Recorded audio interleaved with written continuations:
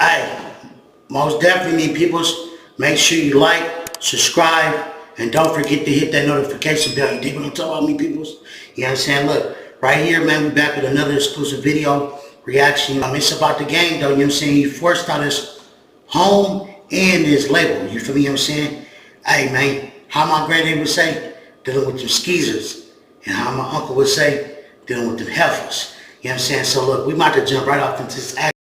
And I've been in this motherfucker since 2003, right? Because that's when I got signed to Aftermath, 2003. If you ask anybody, anybody that really know me that's in this motherfucking industry, and go ask Dr. Dre, man. Like, sit Dr. Dre down and really ask that about who I am and my character and, like what he really feel about me at the end of the day as a man. Too much 50 Cent, not enough West Coast rap. 50 Cent.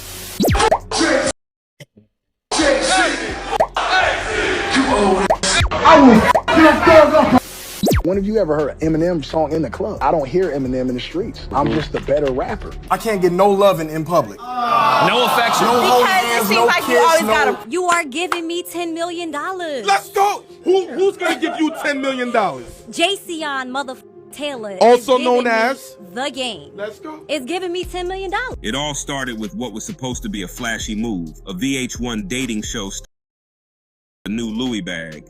Back in 2015, The Game was on that reality TV wave, trying to flip his street rep into a Bachelor brand.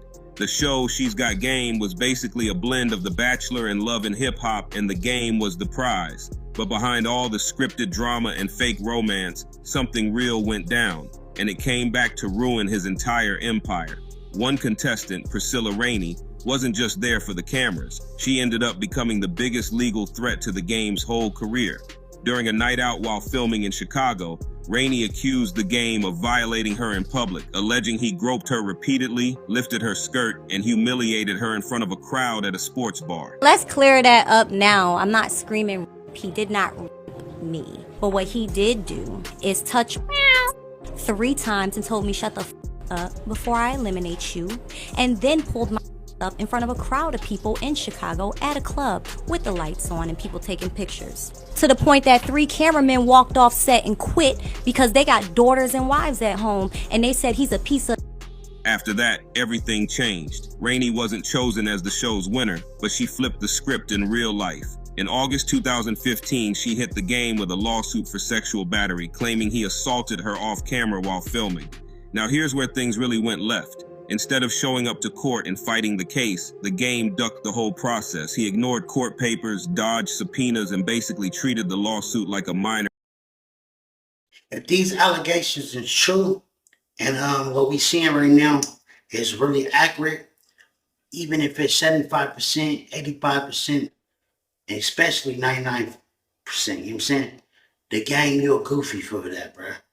You feel me? You know what I'm saying? Because at the end of the day, you know what I'm saying? Look, you ain't even show up and to defend yourself. You feel me? I don't know if you thought, that was going to make matters worse. I don't know if you was just trying to block it out. You know what I'm saying? And, basically, you know what I mean? You just deal with it how you want to deal with it. You feel me? You know what I'm saying? To hope this matter go away. But now it's like, you feel me? She trying to check you and get that choke up out of you. You feel me? Even though you were just popping on about, you know what I'm saying, the Kendrick Lamar situation, all these different people, how you made it way. One thing's for certain is this, though, bruh. A lot of your game you came from and you got it out to pay, man. That's how I came across this story, though. My mans, though, you know what I'm saying? Hey, man, JT, the bigger figure, posted it. And, I mean, I feel like maybe, he posted it kind of like understanding that, bro, you feel me? You be having lawsuits against you. You be having situations where you're not being 100% honest about who you are as a person. You know what I'm saying? Because, a lot of the game that you got from the Bay, bro. You know what I'm saying? You took it to LA and remixed it and did what you did, though, you feel me? But, you know what I'm saying? A lot of people, though, truth be told, though, a lot of people get their game from the Bay. You know what I'm saying? I remember times where even LA people and different people, they didn't like dreads. You know what I'm saying? I remember people saying this while I was doing time as a youngster in Hawaii. They was basically saying the only people that wore dreads was people that was on Skid Row. And it's a coincidence now that a lot of people wearing dreads, a lot of people adopting this Bay Area culture, you know what I'm saying? And yeah, they may not give credit in an early age, beginning of how a lot of things transpire, how things broken off into even their infrastructure being built. You feel me? But it is what it is, though. You know what I mean? You know what I mean? Especially up out of that East Oakland, man. A lot of that, you feel me? Come out of that. You feel me? You know what I'm saying? But meanwhile, though, we're gonna get right back up into this. The server said he tried 41 times to deliver the paperwork and still couldn't reach him. The judge wasn't having it. Because the game never responded, the court hit him with a default judgment. And just like that, he owed Priscilla Rainey $7.13 million. Most people would have at least tried to settle or show up and fight, but the game didn't lift a finger until it was way too late. That silence cost him everything.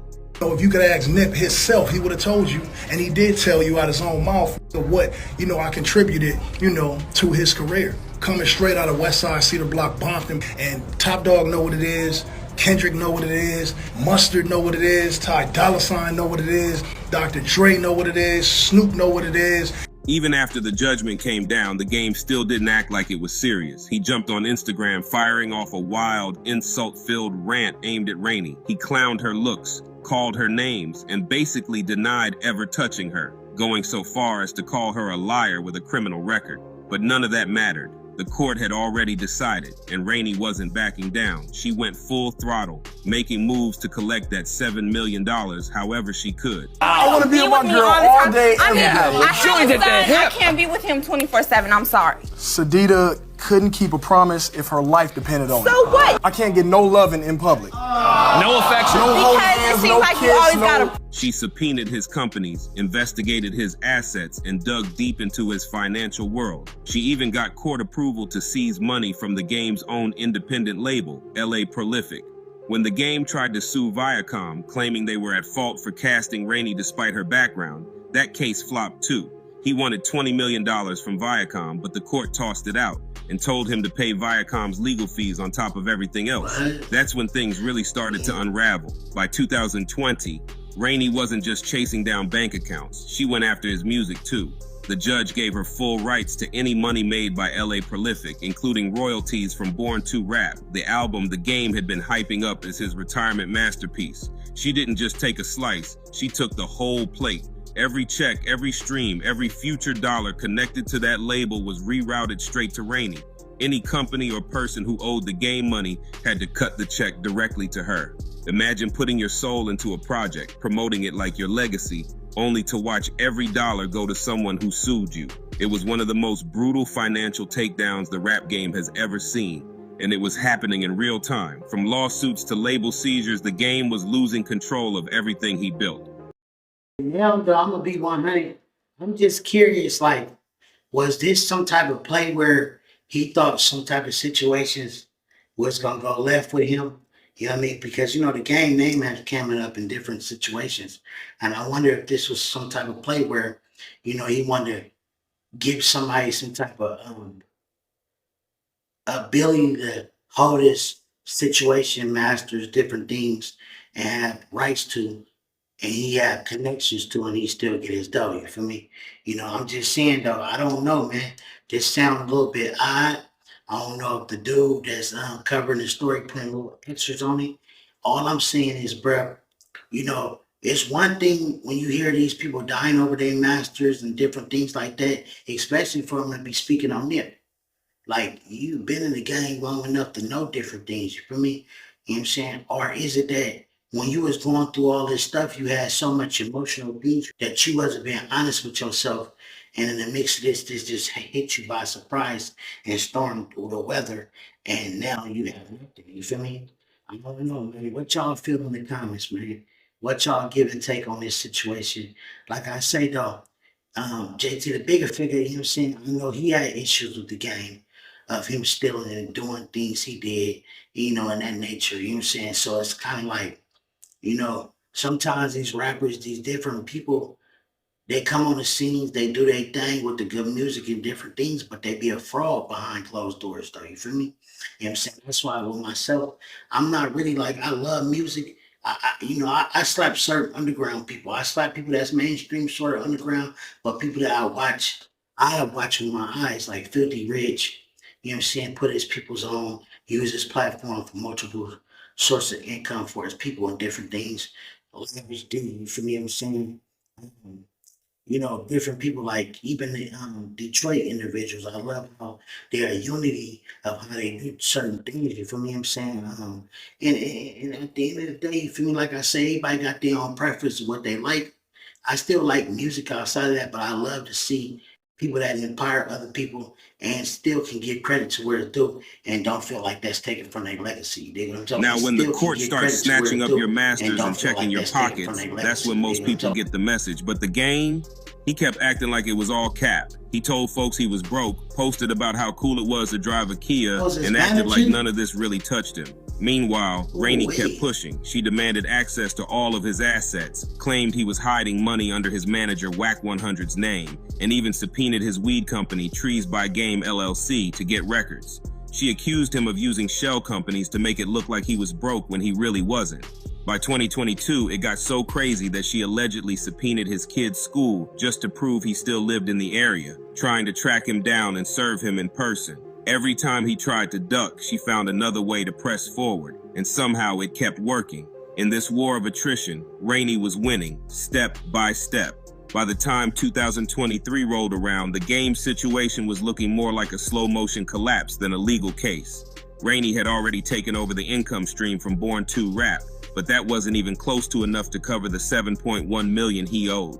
His label was bleeding money, and his other ventures weren't bringing in the kind of bread he needed. She claimed she had only recovered about $500,000 by that point, less than 10% of the full judgment. So she kept pushing. Rainey's legal team demanded the game hand over more financial records, while accusing him of trying to dodge payment by moving assets around like chess pieces. They said he didn't own anything in his own name anymore. Not his cars, not his company, not even his house.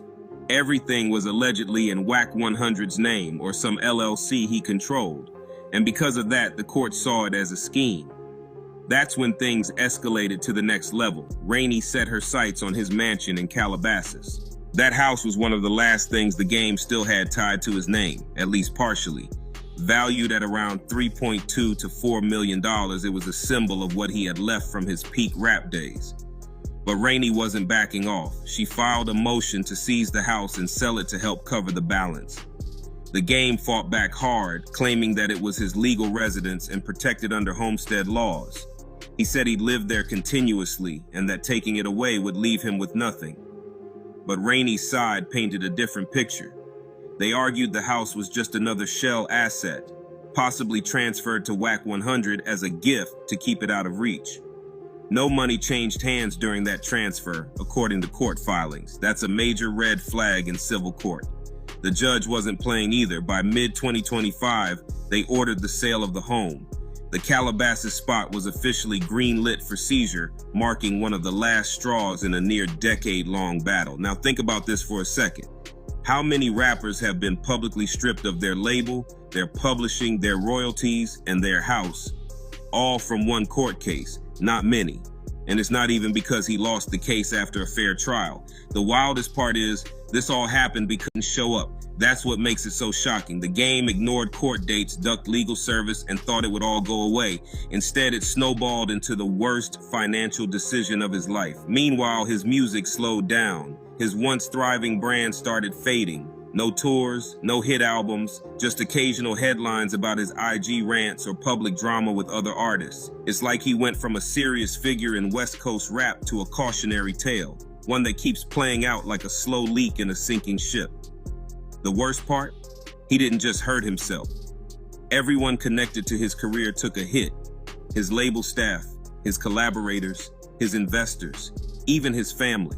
Wack 100, the game's longtime manager and one of the most visible names in hip-hop media, found himself in the crosshairs too. Rainey's lawyers accused him directly of helping the game hide assets, including the Calabasas house.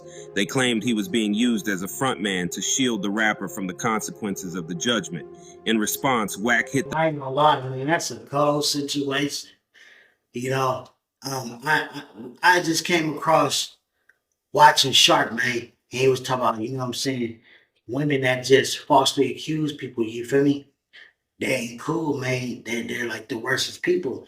And it's men too. I say that it is so because at the end of the day, you got people that work hard for what they got, and then they take these losses, and if they ain't got no action to bounce back, then they took a loss that really could cause their life to go just all the way down. You dig what I'm talking about? You know what I'm saying? I ain't gonna lie, I experienced some things in this nature, but you know what I'm saying? Through the grace of God and myself, though, I bounce back like you, for me, I'm saying? Forecast on a fat Cadillac, you dig what I'm talking about? And I ain't talking about an Impala, a Cadillac, you dig? You know what I'm saying? And I say that to say this ain't Cadillac Records, you know what I'm saying? I ain't dealing with no Beyonce, and I ain't dealing with nobody that's just trying to, you know what I'm saying? Hey man, it is what it is though. You gotta be mindful of the people that you deal with. You know what I'm saying? You got all this money, having money gonna bring a lot of problems, you know what I'm saying? So if you ain't prepared to stomach these type of things, you know what I'm saying? Be mindful, man, you know what I'm saying? But one thing I can say, man, if these allegations are true as far as he lost everything and if it turn out bad, man, hey man, it's a sad situation for the game though, you feel me what I'm saying? I never knew Wack 100 was his manager, but I always knew he spoke on the game a lot in certain ways though, so I knew he had some dealings with the dude, you know what I'm saying? So it is what it is though, but hey man, what y'all feel though, man? Make sure you like, subscribe, and don't forget to hit the notification bell. Leave it in the comments. You dig what I'm talking about? Man, I'm just keeping y'all good content, man. You know what I'm saying? We ain't playing. I'm out, baby. But look, meanwhile, you could go subscribe to my other channel, Me People's TV. You could hit me up on TikTok, you know what I'm saying, Me People's TV, you know what I'm saying? That's my branch off for this one. I'm gonna be doing the same thing, but even better. I ain't gonna have the mixed match, you know what I'm saying, with the food situation, none of that. You know what I'm saying? I'm just taking it to a higher level. You dig what I'm talking about? Because like I say, I done took a loss like him too, though, but it wasn't that severe. You dig what I'm talking about? Hey, yeah, man. Thank you, though, man. Yeah.